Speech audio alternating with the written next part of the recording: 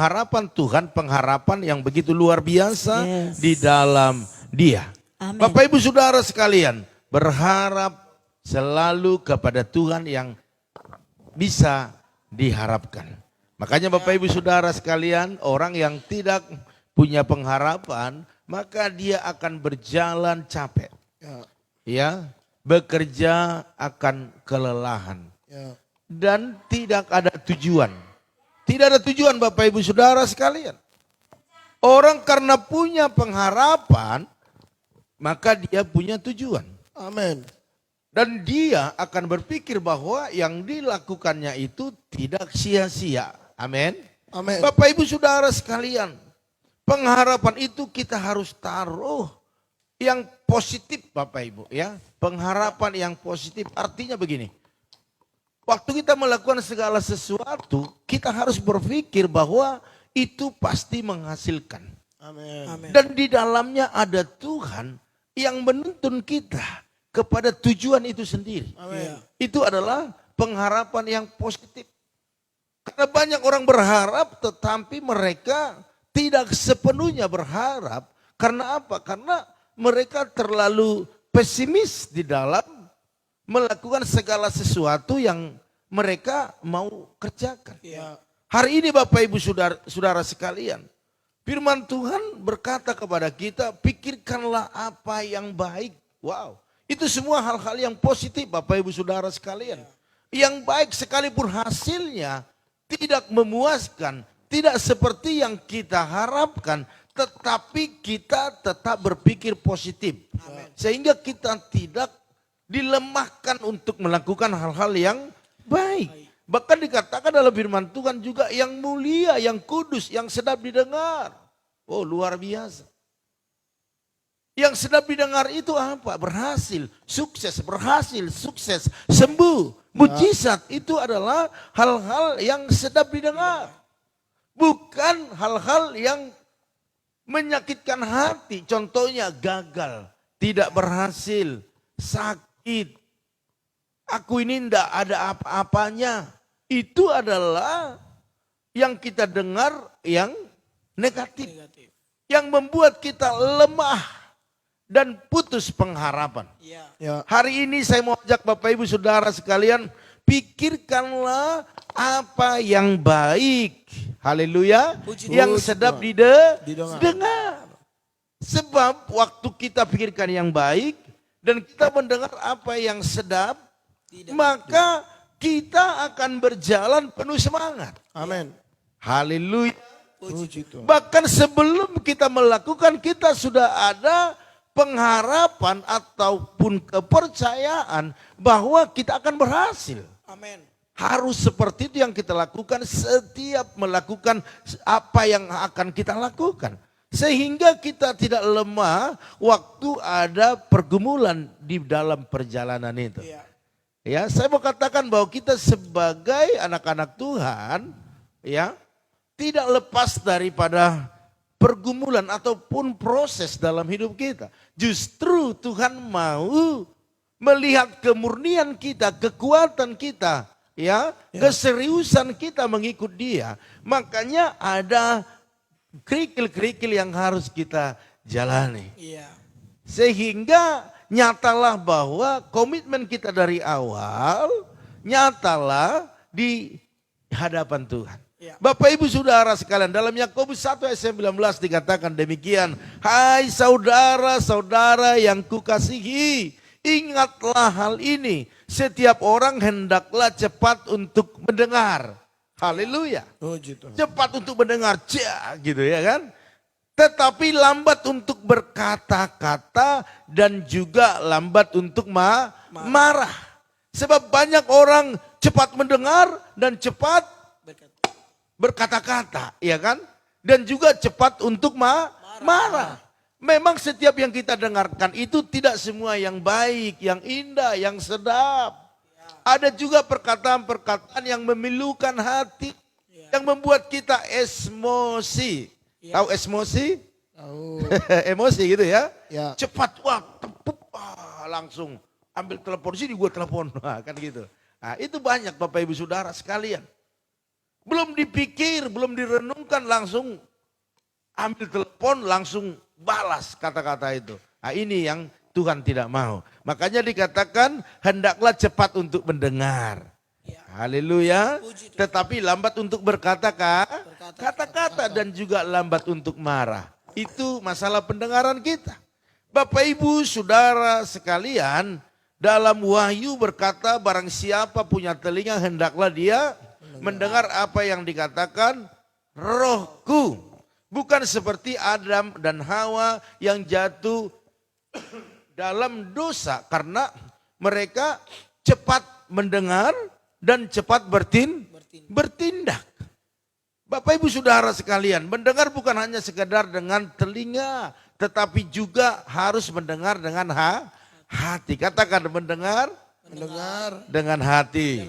Haleluya. Saya percaya kalau telinga kita buka, hati kita buka, maka kita akan sedikit sekali melakukan kesalahan-kesalahan. Dan kita tidak akan dilemahkan dalam perjalanan. Karena kadang apa yang didengar telinga tidak sama dengan apa yang didengar oleh hati.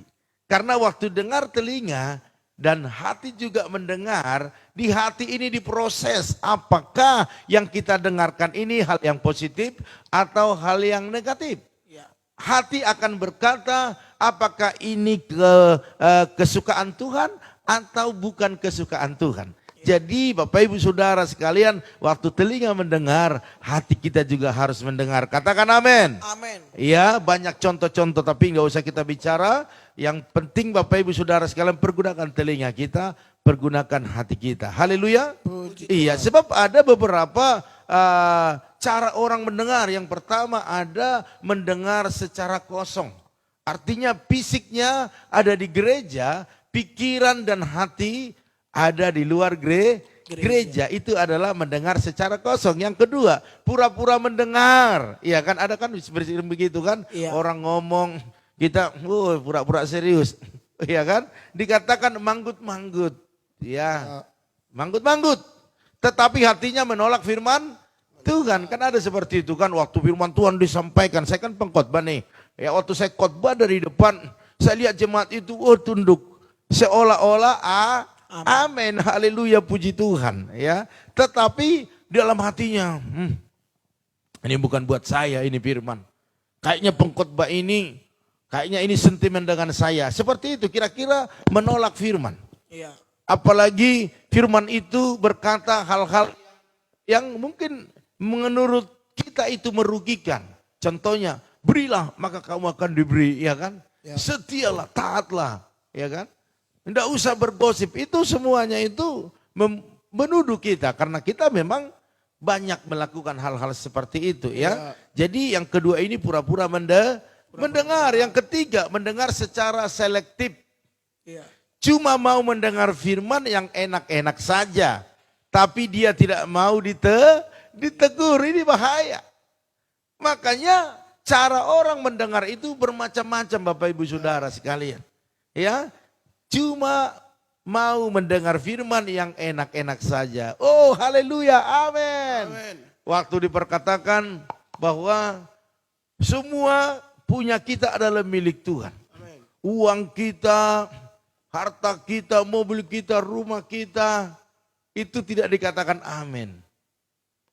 Tetapi untuk berkat-berkat, dicurahkanlah berkatnya berlimpah-limpah. Amin. Nah, kira-kira seperti itu ya. Jadi mendengar secara selektif artinya mendengar hanya yang enak-enak saja. Ada juga dikatakan mendengar dengan perhatian. Artinya mengambil intinya, penuh perhatian, dia mau tahu apa rahasia Tuhan. Ya, makanya waktu kita khotbah ada orang-orang yang memperhatikan ataupun dengarkan dengan baik. Dia mau tahu apa sebenarnya inti daripada firman itu. Ya.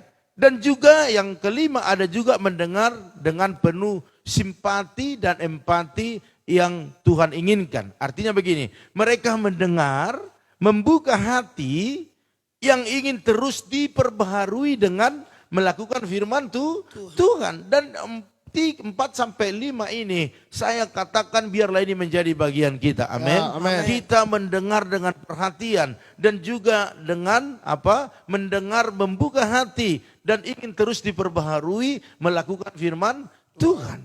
Kalau ini yang kita lakukan, maka saya percaya kita tidak akan pernah lemah dalam perjalanan ini. Amin. Kita akan terus bersemangat, kita akan terus bersorak-sorai. Sekalipun ada tantangan, kita tetap maju. Karena apa? Karena ada pengharapan yang besar yang Tuhan sudah berikan kepada kita. Dan yang diharapkan itu Tuhan sendiri.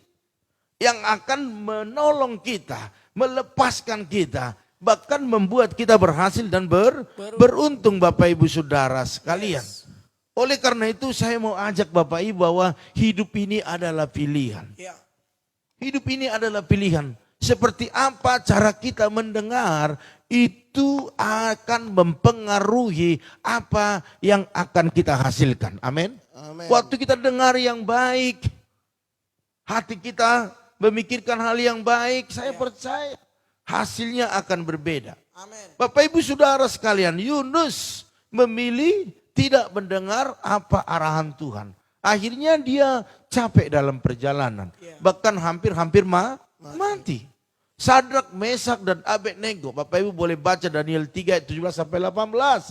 Ya mereka memilih berpegang penuh dengan menyembah Tuhan. Sekalipun ancaman ada di depan mata mereka. Perapian yang begitu menyala-nyala ada di hadapan mereka.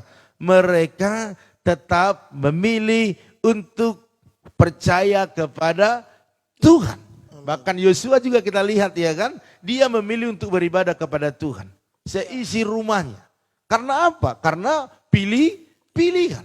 Jadi untuk mendapatkan apa yang kita doakan. Ada pilihan-pilihan yang Tuhan buat kepada kita. Yaitu mendengarlah dengan baik. Dan mendengar itu bukan hanya memilih-milih apa yang sedap. Tetapi apapun yang kita dengarkan, biarlah itu menjadi perhatian kita. Kalau itu untuk merubah kelakuan kita yang kurang baik, biarlah kita berubah. Amin. Haleluya. Bapak Ibu Saudara sekalian, bahkan doa itu sangat penting. Makanya bukan hanya pilihan untuk mendengar, tetapi pilihan untuk berdoa itu sangat penting Bapak Ibu sekalian. Kenapa harus berdoa? Supaya ada jalan keluar. Karena hanya lewat doa kita bisa berbicara kepada Tuhan. Menyampaikan keluhan-keluhan kita yang tidak bisa kita sampaikan sepenuhnya. Dan firman Tuhan katakan bahwa kita tidak mengerti berdoa. Caranya yang efektif berdoa kita nggak ngerti. Kita hanya mengucapkan kata-kata, menyampaikan keluhan-keluhan yang ada di dalam kehidupan kita. Tetapi Roh Kuduslah yang menyempurnakan doa itu sehingga berkenan di hadapan Tuhan. Mari Bapak Ibu Saudara sekalian ya. Kejadian 32 ayat 26 dikatakan, biarkanlah aku pergi karena fajar telah menyingsing. Sahut Yakub, aku tidak akan membiarkan engkau pergi jika engkau tidak memberkati aku. Luar biasa Bapak Ibu Saudara sekalian. Bagaimana Yakub bergumul ataupun bergulat dengan malaikat. Bapak Ibu Saudara sekalian. Karena dia tidak membiarkan malaikat itu pergi. Dikatakan jika engkau tidak memberkati aku.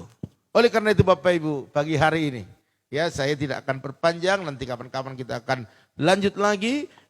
Kalau kita berdoa, gunanya apa? Kita dapat petunjuk. Katakan dapat petunjuk. Dapat petunjuk. Ya, karena memang banyak kesalahan-kesalahan yang kita lakukan karena kita tidak berdoa. Sebab yang kita dengar itu, kita doakan dulu. Ya. Dan ini menjadi kelemahan. Saya juga pernah mengalami seperti itu. Waktu saya dengar sesuatu, saya tidak berdoa. Dan langsung saya putuskan, saya kerjakan, maka kerugian ada di pihak saya. Ya.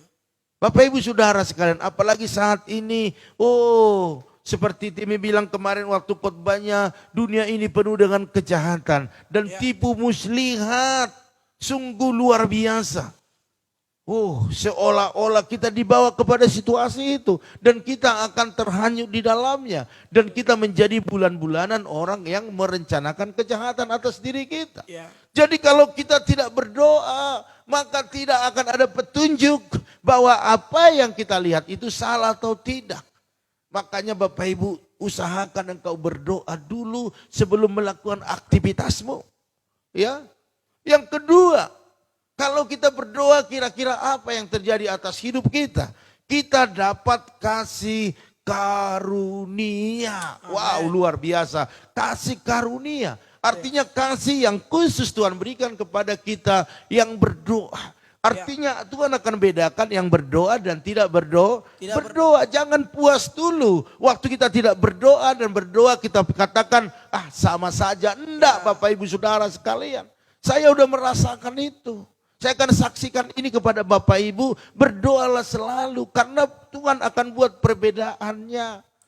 Cepat atau lambat kita akan melihat hasil doa itu. Ya. Karena doa itu adalah artinya dijawab oleh Tuhan. Makanya imani pengharapan yang sesungguhnya tanpa kita imani maka itu tidak akan terjadi mujizat. Tetapi waktu pengharapan itu ada iman percaya di dalamnya kepada Kristus sebagai pengharapan yang sejati maka akan ada hasil. Akan ada dampak, akan ada terobosan dalam setiap hidup kita. Oleh karena itu Bapak Ibu Saudara sekalian mari. Pengharapan tidak akan pernah habis. Tidak akan pernah hilang dari setiap anak-anak Tuhan yang memilih untuk mendengar dengan baik. Bahkan hati juga mendengar dengan baik. Dan menjadi pilihan utama dalam hidupnya berdoa. Maka saya percaya perbedaan itu akan kita rasakan sendiri. Dan Bapak Ibu akan bersuka cita. Bapak Ibu akan bergirang. Dan Bapak Ibu akan berkata, Tuhanku hebat, Amen. Tuhanku dahsyat. Haleluya. Jadi pagi hari ini biarlah Bapak Ibu boleh mengerjakan segala apa yang dikerjakan dengan pengharapan sepenuhnya kepada Tuhan. Dan waktu Bapak Ibu memulai sudah ada keberhasilan dalam pengharapan itu dan kita akan semangat untuk berjalan, semangat untuk melangkah dan sampai tujuan sekalipun banyak tantangan kita tidak akan terpengaruh lagi. Haleluya. Puji Tuhan Bapak Ibu Saudara sekalian, firman yang singkat pagi ini menjadi berkat bagi kita semua. Haleluya, haleluya. Oleh karena itu pagi hari ini kita akan sapa Bapak Ibu Saudara sekalian, namun pengumumannya ya untuk malam ini kita akan bisa ada pelayanan saya lupa ya. Oke. Oh iya, jadi gini, tadinya saya berpikir bisa ya. Dua mesbah keluarga tidak bisa malam ini, belum bisa Bapak Ibu karena kita masih ada kegiatan. Oke, oleh karena itu tetap setiap pagi dulu Bapak Ibu ya, sampai nanti kita bisa atur waktunya. Jadi saat teduh setiap pagi jam 4.40 itu dulu kita umumkan pagi ini. Biarlah kita semua boleh bersiap terus untuk hadir dalam doa ini. Dan Bapak Ibu bukan penonton ya, saya mau katakan Bapak Ibu jangan hanya penonton, tapi Bapak Ibu juga pelaku-pelaku dalam doa ini. Ya, waktu kami di sini berdoa, Bapak Ibu juga berdoa, doakan kami juga. Kita saling mendoakan. Karena kalau kita saling mendoakan, saya percaya kekuatan kita akan menjadi kekuatan yang luar biasa. Amin.